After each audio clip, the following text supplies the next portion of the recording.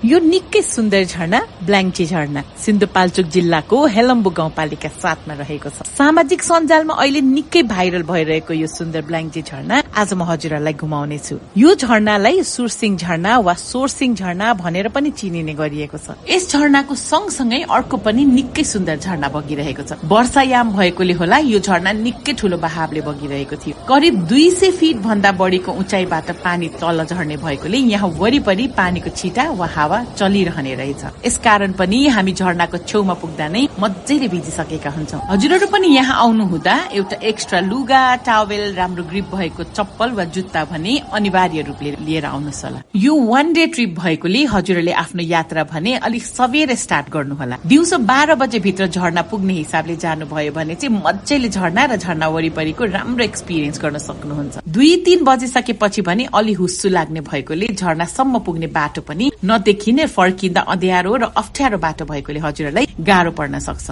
आफ्नो सेफ्टी र सामानको सुरक्षा भने आफैले गर्नुपर्ने हुन्छ। झरनाको आसपास खाजा घरहरू या कुनै पनि किसिमको खानेकुराहरू पाउने नभएकोले आफूसँगै लन्च, स्न्याक्स या पिउने पानी चाहिँ सँगै लिएर जानुहोस् होला। यस्तो सुन्दर ठाउँहरूमा जाँदाखेरि जथाभावी फोहोर भने नफालिदिनुहोस् होला। हजुरहरू झरनासम्म पुग्नको लागि मेलम्ची बजार चाहिँ आउनु पर्ने हुन्छ। मेलम्चीबाट भने करिब 2.5 घण्टा 24 किलोमिटर यात्रा गर्नुपर्ने हुन्छ। मेलम्चीबाट चनौटे बजार पुग्नु अघि नै गोरी खोला रिसोर्टको लेफ्ट साइडको चनौटे कुटुमसाङ सड़कतिर उक्लिनु पर्ने हुन्छ। यहाँबाट भने हजुरहरू श्री पातिङ स्कुल हुँदै झरनासम्म करिब 13 किलोमिटर पुग्नु पर्ने हुन्छ। ठाउँ ठाउँमा बाटो बिग्रेको र हिलाम्मे हुनुको साथसाथै रोड र एकदमै उकालो भएको रे 4 व्हील ड्राइभ भएको गाडी नै चाहिन्छ। बाइक वा स्कुटरमा आउनु हुँदा भने बिस्तारै जानुहोस् होला।